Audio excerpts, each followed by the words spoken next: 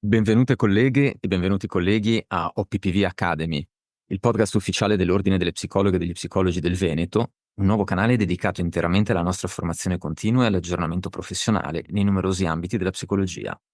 Siamo Luca Pezzullo E Fortunata Bizzoferro. e vi accompagniamo in questo viaggio alla scoperta di vecchi e nuovi campi della professione psicologica. In questo ciclo di podcast approfondiamo i temi emergenti che arricchiscono la pratica psicologica contemporanea, dalle nuove aree professionali in crescita all'impatto delle nuove tecnologie, passando per le implicazioni etiche e per le innovazioni metodologiche. Siamo pronti a ispirarci e arricchirci la nostra professione? Benvenuti alla tappa di oggi di questo viaggio insieme.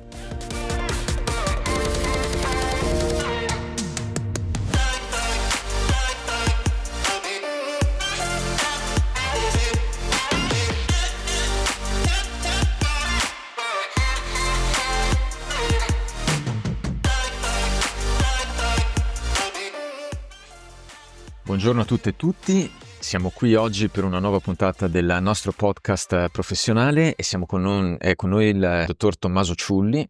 Dottor Tommaso Ciulli è un esperto che abbiamo già invitato, che alcuni conosceranno probabilmente già dai precedenti eventi, webinar e podcast dell'Ordine, perché è uno dei massimi esperti italiani dell'interazione tra tecnologia, le cosiddette nuove tecnologie, e la psicologia applicata. Dottor Ciulli ha una lunga esperienza sia nell'ambito applicativo delle intelligenze artificiali che della realtà virtuale e l'abbiamo invitato con noi oggi per cercare di riapprofondire alcuni di questi temi che sono di forte attualità e che stanno impattando in maniera significativa e impatteranno sempre di più in maniera significativa sull'agire professionale degli psicologi, sia nei versanti clinici ma anche in altri ambiti, ad esempio negli ambiti formativi, in altri ambiti professionali. Tommaso, grazie di aver accettato il nostro invito. Grazie a voi, grazie a te Luca per questo invito e questa opportunità per i colleghi di poter parlare e discutere di queste che sono insomma nuove tecnologie appunto per la psicologia e per i psicologi. Grazie a te. Oggi vogliamo esplorare alcuni elementi che sono legati appunto al rapporto, come dicevamo, tra tecnologia e psicologia e approfondendo in particolare un paio di temi, quello dell'intelligenza artificiale e quello della realtà virtuale. Se ne parla sempre di più, se ne sente sempre più parlare anche sui media generalisti, molti colleghi iniziano a interrogarsi su come e in che modo questo tipo di evoluzioni tecnologiche andranno a entrare nella nostra attività professionale quotidiana. Molti con un certo timore, a volte con una certa resistenza, o a volte userei anche questo termine con un certo rifiuto, altri con grande curiosità, ma una certa preoccupazione su quelle che saranno effettivamente le ricadute, ad esempio, anche deontologiche, operative. Allora volevo chiederti, a te che sei un osservatore, insomma, molto attento di questo settore da tempo, secondo te come si sono evolute le nuove tecnologie come l'AI o come la realtà virtuale nell'ambito della psicologia e della psicoterapia in questi anni? Beh, allora intanto come mi piace sempre un po' introdurre la questione, è vero, se ne fa come un tanto parlare da qualche anno, ecco, a questa parte, soprattutto appunto in ambito psicologico, ma anche un po' mediatico generale, insomma, di popolazione, di realtà virtuale, intelligenza artificiale, anche se nella realtà vera, fondamentalmente, sono tecnologie che sono presenti da decenni, sia l'intelligenza artificiale che anche la realtà virtuale, e soprattutto sono presenti da decenni proprio nel campo della psicologia. Giusto per citare qualche esempio, in merito all'intelligenza artificiale, insomma, i primi progetti si parla degli anni 40, insomma, circa 1943, con ovviamente progetti pionieristici, quasi fantascientifici, ma in realtà con una buona dose poi di realtà, di studi molto molto pratici. Questo è l'intelligenza artificiale. In merito alla realtà virtuale, anche in questo caso, i primi prodotti, diciamo così, si parla intorno agli anni 50-60, nel ramo psicologico dagli anni 80, fondamentalmente, con, come dire, un buon governo in questo senso da parte appunto di psicologhe e psicologi che ne hanno poi, come dire, trasportato tutta una serie di fattori positivi in merito a questi strumenti proprio nel campo della psicologia.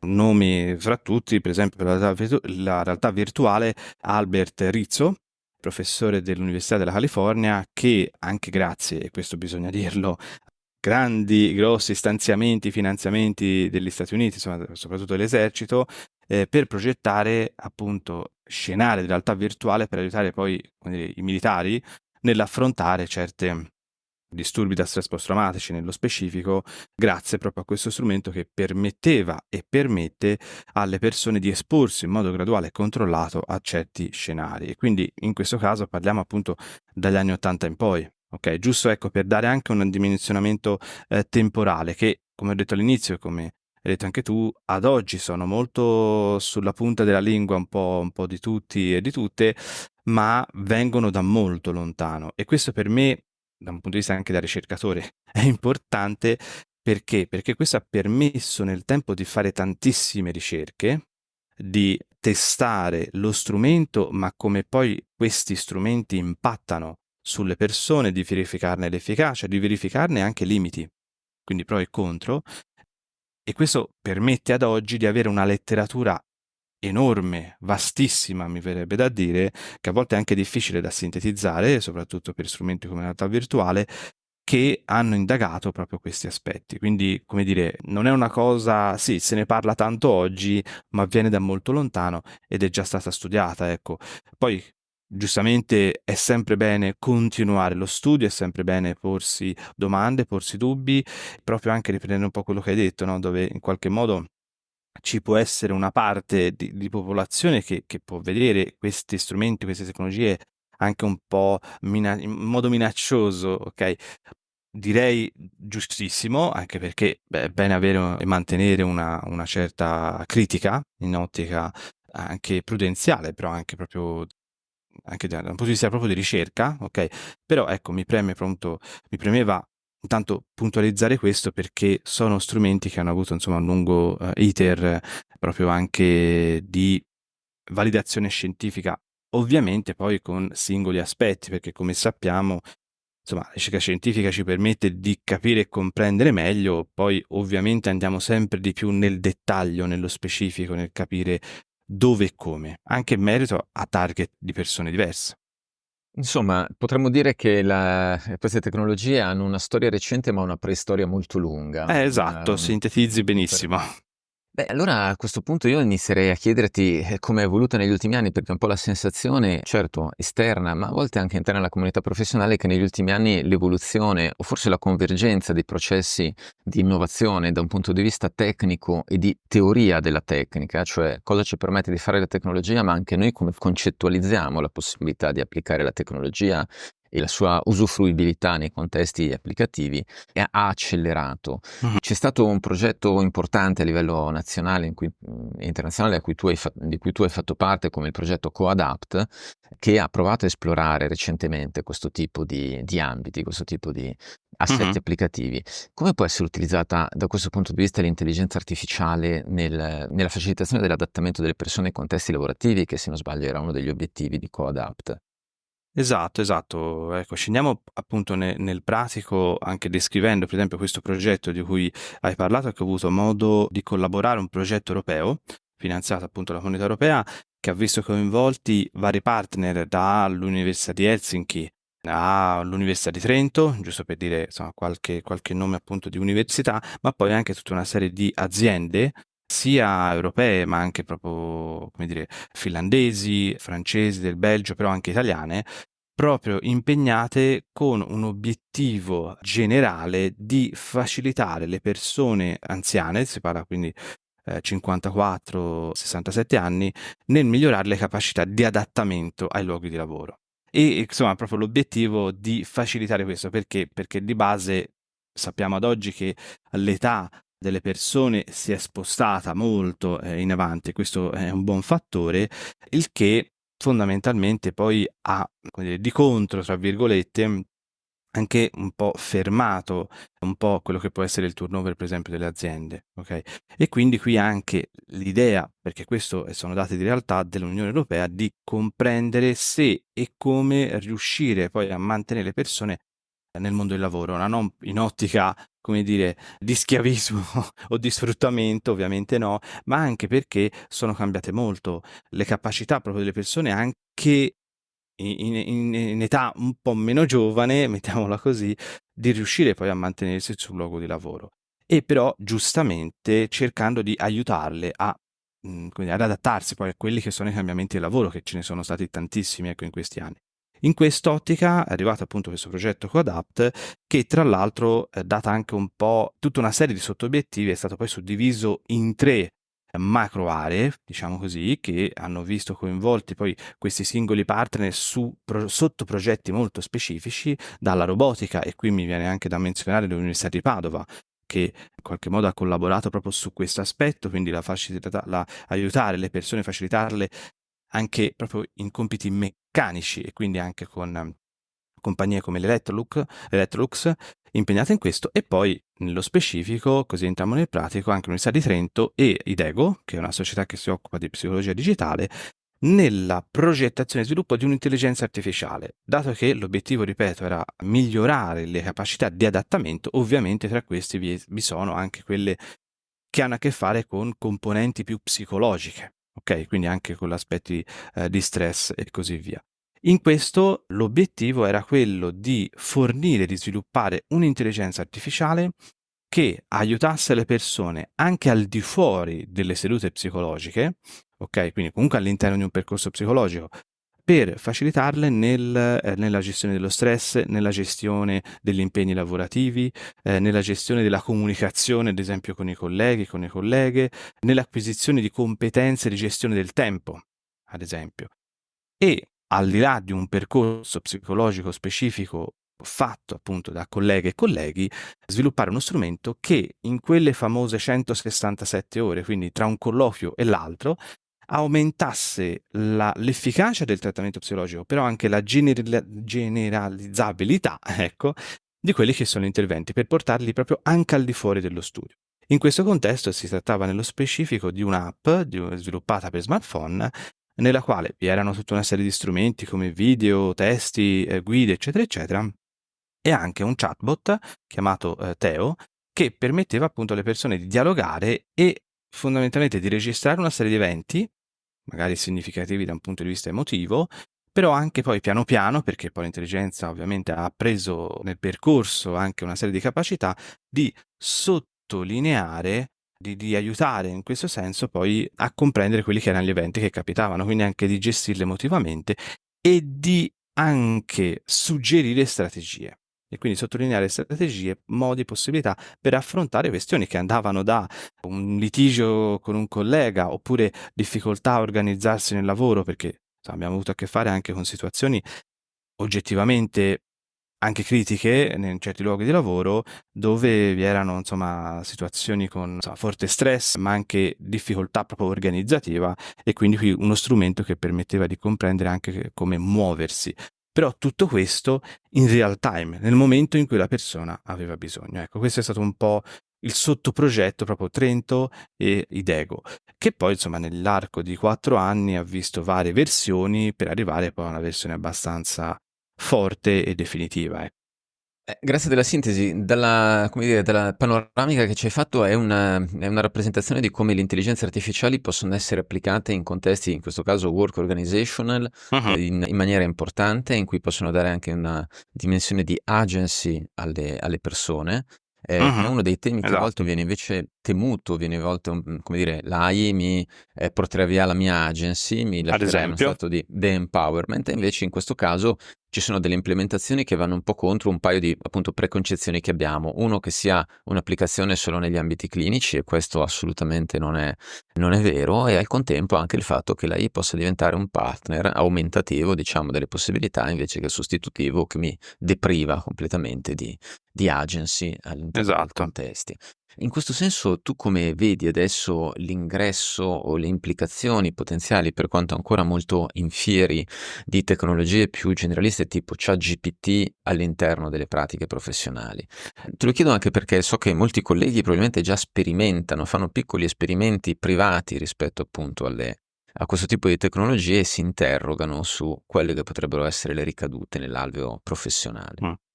Allora, domanda interessantissima, e tra l'altro, guarda, torno un attimo indietro, anche sul perché oggi, secondo me, questo è un punto di vista personale, oggi si fa tanto parlare di queste tecnologie, ovvero un aspetto importantissimo, a parte che sono diventate molto più forti da un punto di vista tecnologico, però anche di accessibilità in termini anche economici, puramente economici. Giusto per fare un esempio, parlando di realtà virtuale, ma questo vale anche per l'intelligenza artificiale, un visore di realtà virtuale negli anni 90 andava insomma, a un costo di circa $100.000. Ecco, e qualitativamente era buono, ma fino a un certo punto. Ad oggi, proprio in questo momento in cui parliamo, un visore di realtà virtuale qualitativamente molto superiore raggiunge un costo di circa 300-400 euro. Ok? Senza la necessità, per esempio, di un computer che analizzi chissà quali scenari grafici. Tutto all'interno di un solo visore, con tutta una serie di sensori. Quindi ecco, già questo ci dà un'idea di quanto sono diventate molto più accessibili queste tecnologie. E parallelamente lo stesso discorso possiamo fare sulle intelligenze artificiali, perché nel progetto appunto di cui parlavo prima, insomma, lì c'è stato insomma, un dispendio di energie umane ma anche tecnologiche non indifferenti.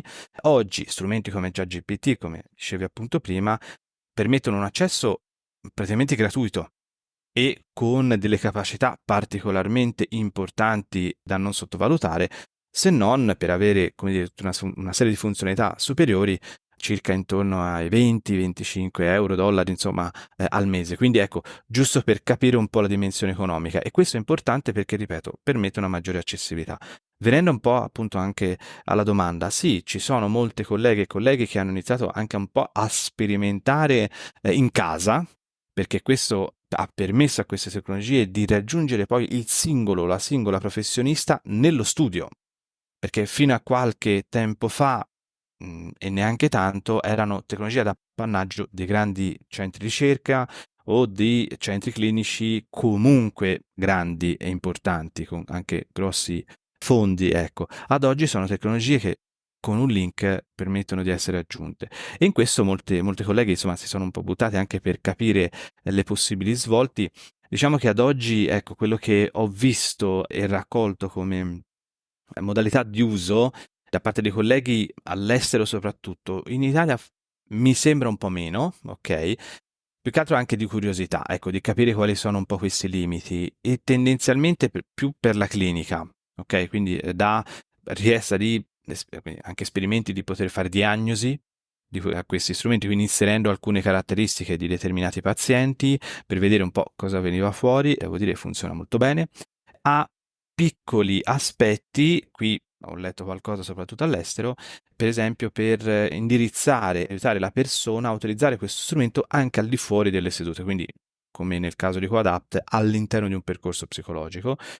Ad esempio, la creazione di prompt, per capirsi, è il testo che io inserisco, la richiesta che io inserisco in questo caso è ChatGPT, ad esempio a persone, dice come poter dire di no ad un collega. No? Aiutami, ho una situazione con la collega accanto che per l'ennesima volta, non so, ha fatto una relazione che dovevo fare io, come potrei dirgli che invece insomma non si è comportata bene oppure che la vorrei fare io, oppure come dire di no al mio capo che continua a chiedermi di fare tutta una serie di lavori in più. Ecco, quindi come dire, prompt e richieste che si installano su un versante di comunicazione e assertività, ok?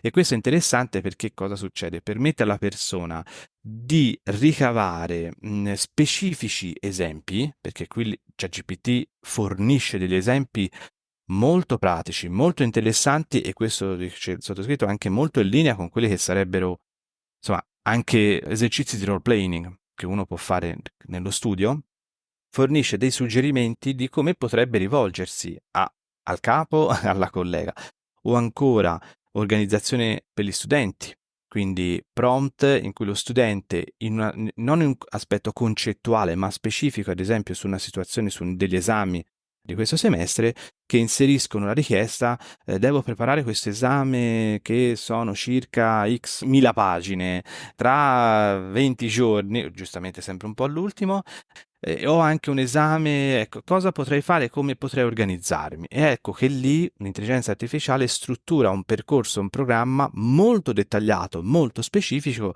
che poi posso anche richiedere. Ecco, in questi casi, colleghe, da quello che ho saputo per ora oltreoceano, che suggeriscono e insegnano ai pazienti nello studio a usare questi strumenti in tal senso. Ok, quindi non in ottica di autodiagnosi, prima di tutto, non in ottica di fai un percorso da solo con ChatGPT, però come strumenti aumentativi di quelle che sono poi tutta una serie di tecniche, ma anche aspetti specifici, comunicazione assertiva, organizzazione, eccetera, eccetera.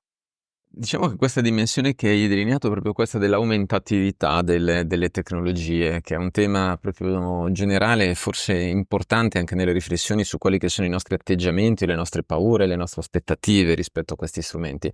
C'è appunto a volte la paura diffusa che possono essere sostitutivi dei professionisti, quando in realtà la chiave di lettura che emerge anche da tutte queste casistiche, da tutte queste esperienze che hai fatto, che vengono fatte, è quello di un uso aumentativo, in cui la tecnologia diventa una leva che permette di fare cose che magari in un setting tradizionale, ordinario, sarebbero più difficili, più complesso, o semplifica il lavoro, che comunque rimane sempre sotto una supervisione, una direzione professionale, e di cui quindi potremmo usare un'espressione, a volte si usa il termine human in the loop per le decisioni automatizzate, qui potremmo definirlo un machine in the loop per il lavoro svolto comunque, impostato dallo psicologo, dalla psicologa.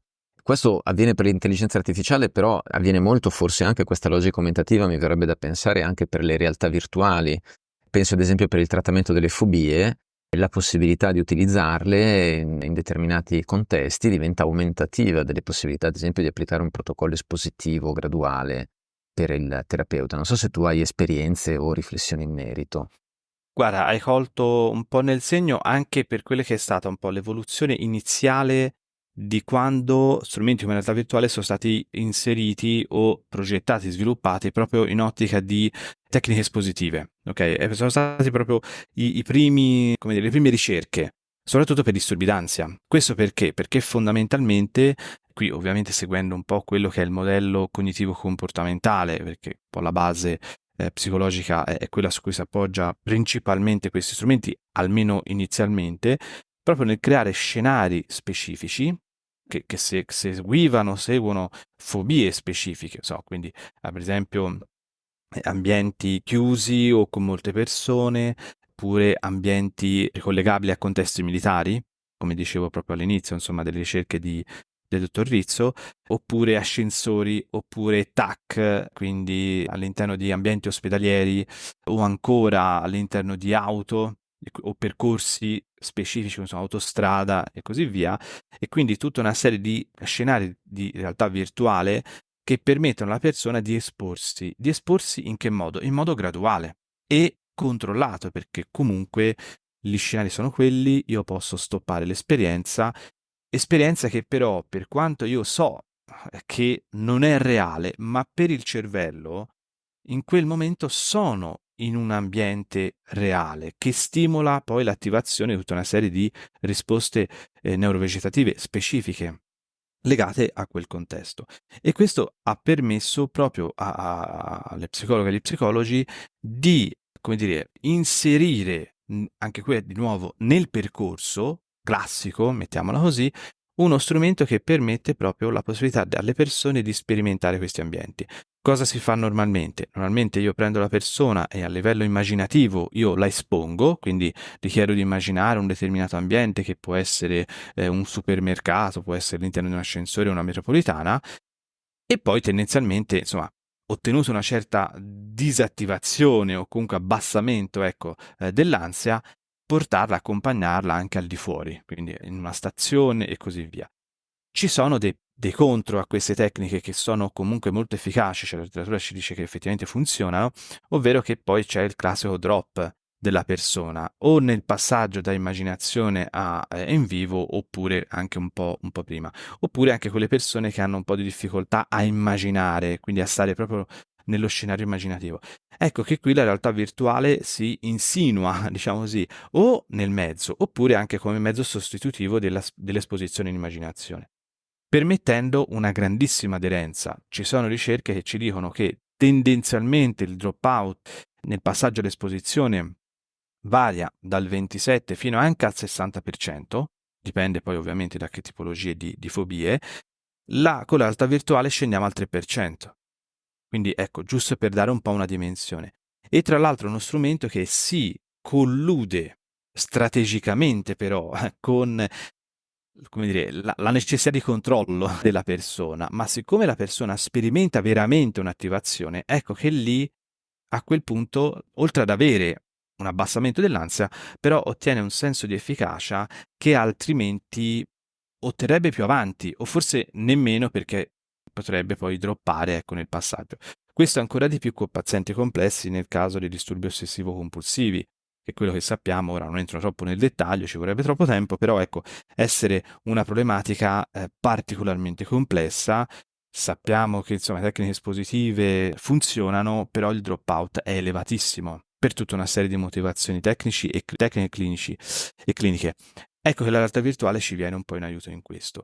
Parlando di fobie, poi in realtà cosa è successo nel tempo? È successo che poi questo strumento è stato ampliato, amplificato ed è stato ad oggi utilizzato in tantissime situazioni, per esempio l'autismo, l'apprendimento appunto di skill particolari, di abilità particolari, oppure per il trattamento di dipendenze, dell'alcolismo, ma non solo, anche abuso e uso di sostanze, per l'ADHD, per insomma, tutta una serie di problematiche sempre più vaste, anche per esempio per la depressione. Ci sono alcuni studi che hanno indagato l'uso di questo strumento in questi contesti, ma non solo clinici, anche formativi, perché abbiamo visto e sappiamo che essere uno strumento che permette di aumentare le capacità di apprendimento, quindi non solo formative nell'atto specifico di apprendere come fare un qualcosa, e lo facciamo in realtà virtuale, che in realtà vera sarebbe complesso, perché magari so, come pilotare ad esempio aerei, eccetera, eccetera, però anche formativi nel senso di acquisizione di soft skill,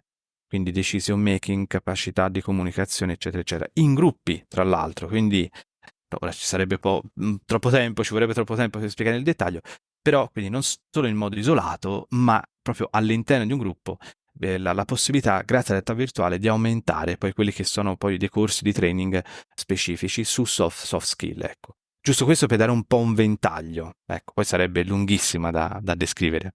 Eh sì, questo è proprio un campo enorme, insomma, la psicologia e tecnologia, invece della psicologia o tecnologia, diventa veramente un paradigma verso cui ci stiamo spostando sempre di più. Mi verrebbe anche da pensare che forse stiamo veramente attraversando una fase di transizione un po' simile a quella che Luciano Floridi definiva sul fatto che ormai è inutile parlare di una vita offline e una vita online, perché per tutti noi la vita è di fatto on life, cioè una via ibrida tra l'online e l'offline, in cui in realtà le dimensioni comunicative e relazionali si intrecciano ininterrottamente con confini ormai un po' sfumati tra queste due dimensioni. Forse la stessa cosa sta iniziando ad avviarsi nelle prassi professionali in relazione appunto all'uso e all'utilizzo delle tecnologie. L'abbiamo visto e vissuto tutti, insomma, con anche il periodo Covid per il passaggio ai modelli online di terapie o di interventi clinici a distanza, che fino in realtà a pochissimi anni fa venivano visti come qualcosa di strano, di inadatto, di inadeguato, e si è visto che invece con gli opportuni caveat, attenzioni cliniche,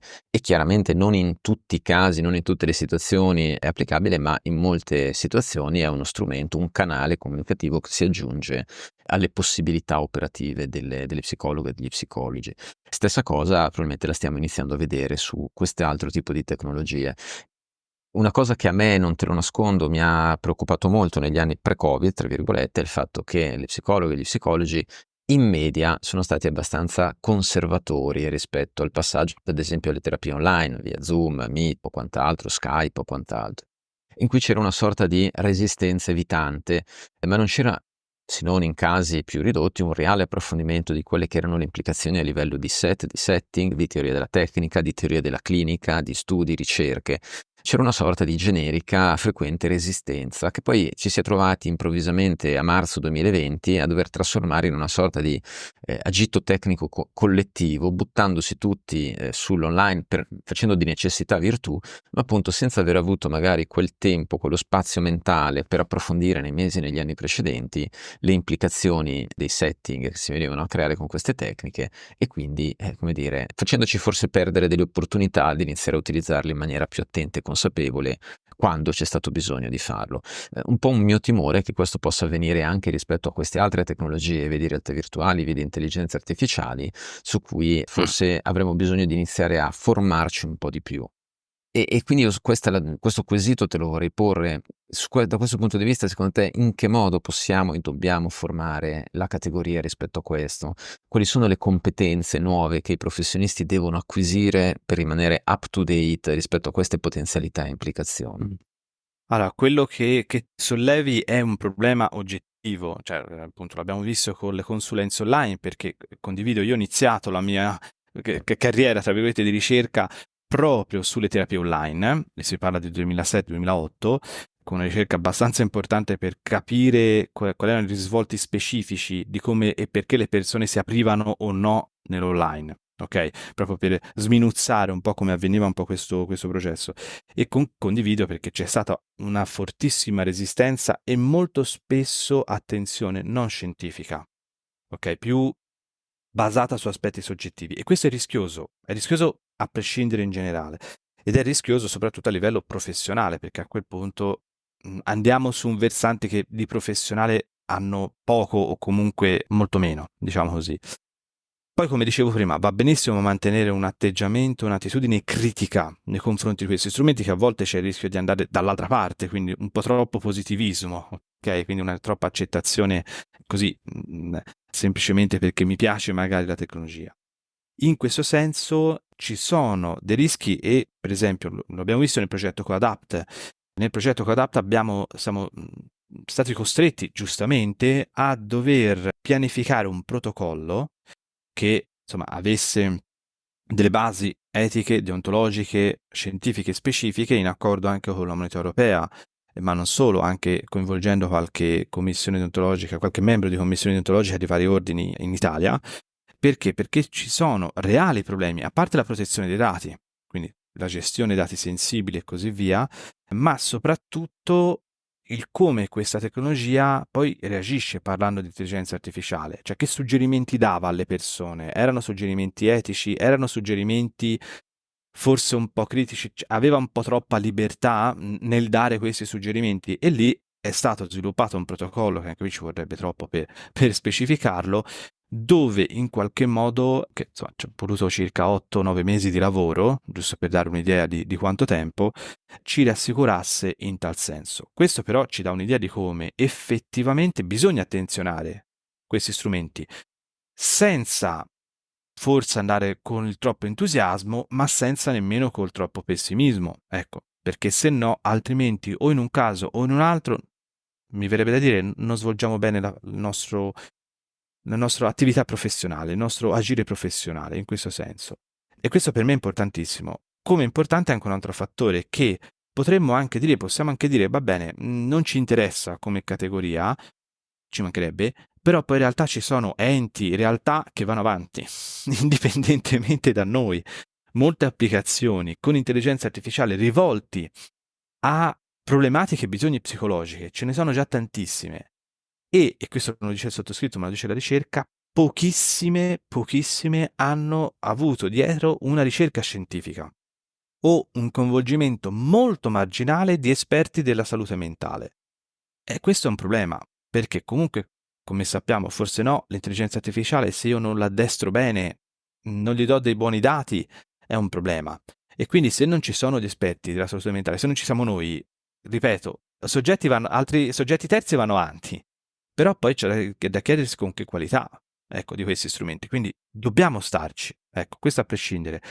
Idem appunto sulla realtà virtuale, che, come detto, questa è stata una realtà molto buona, insomma ci sono state tantissime persone, parlavo del dottor Rizzo, ma anche in Italia abbiamo un esempio fra tutti che è il dottor Giuseppe Riva, che è un mostro, ma nel senso positivo, ecco, delle ricerche svolte con questo strumento, e a livello mondiale, non solo nazionale, che hanno, insomma, con il loro impegno, con il loro lavoro, strutturato tutta una serie di, tanto fatto emergere criticità, ma poi strutturato dei protocolli che permettono a noi colleghi, a noi professionisti, di usare, di sfruttare questi strumenti in senso sia efficace ma anche sicuro.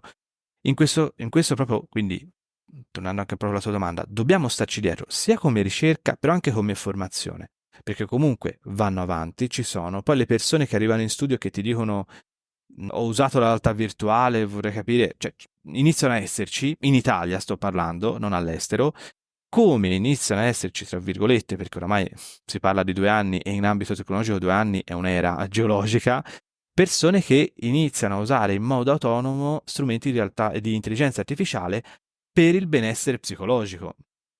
Facendo richieste, insomma, ci sono forum online di persone che confrontano ChatGPT con il proprio terapeuta.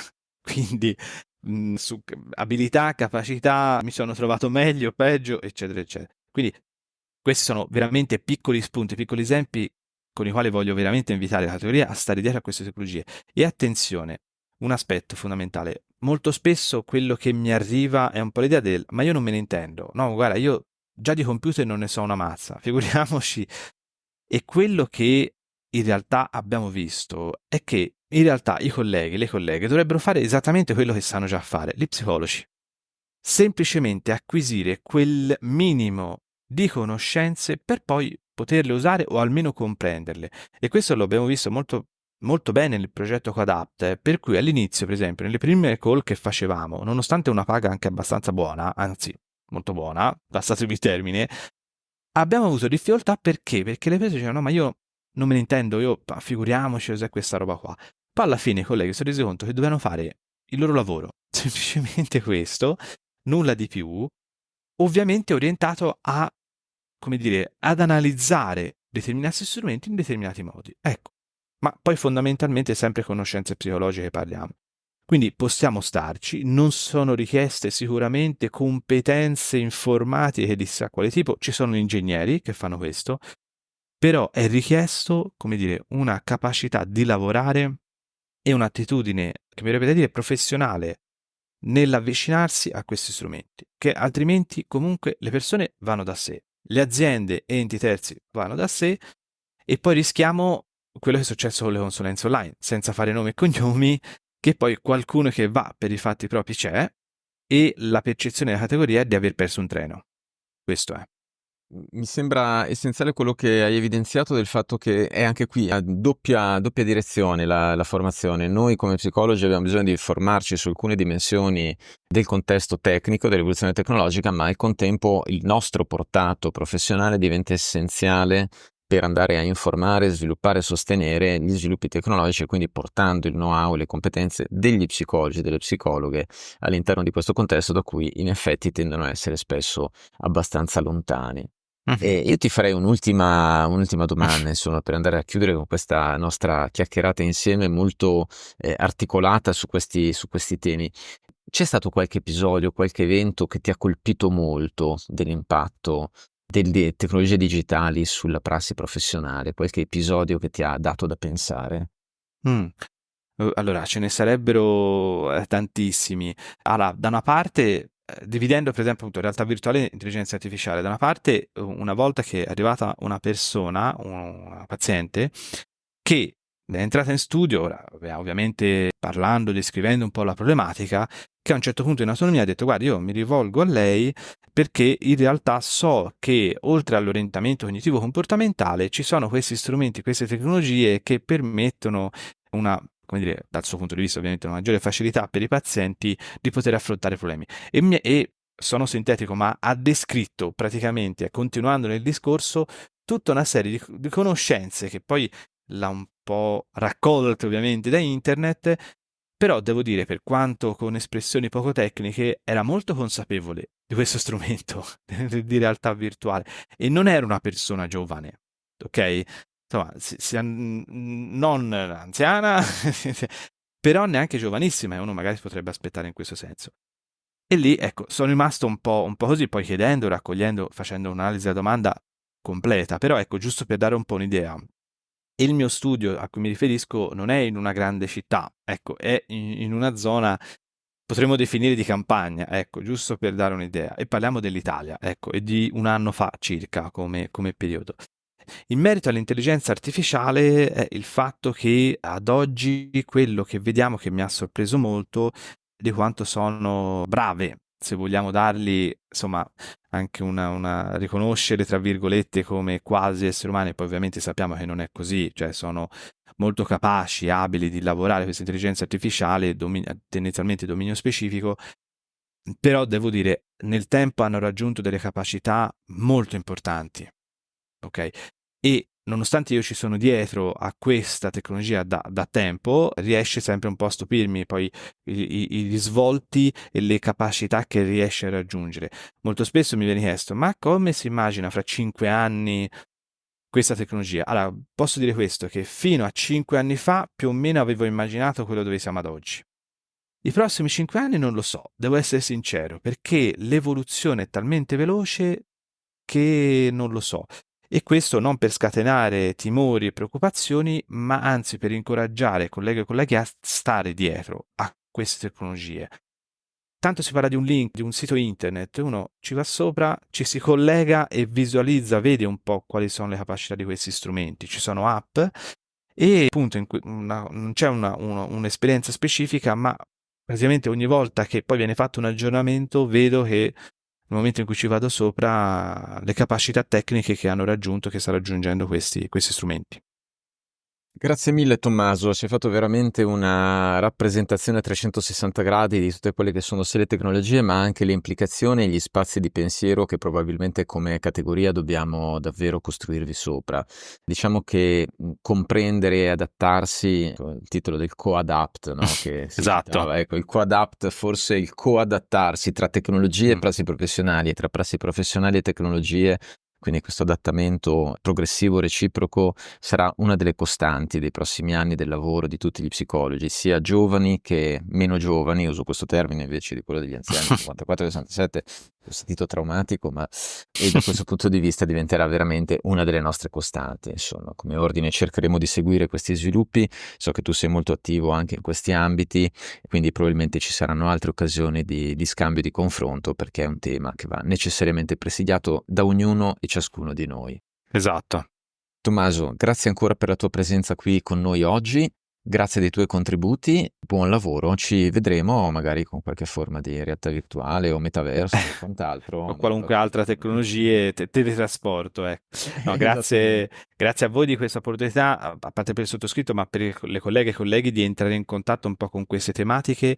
Rinnovo veramente l'invito a prenderci contatto con queste tecnologie che ad oggi sono accessibilissime dietro la porta e non richiedono conoscenze informatiche di chissà quale tipo. Quindi abbiamo tutte le possibilità di entrarci in contatto e di capirne un po' di più. Grazie davvero e alla prossima. Grazie a voi.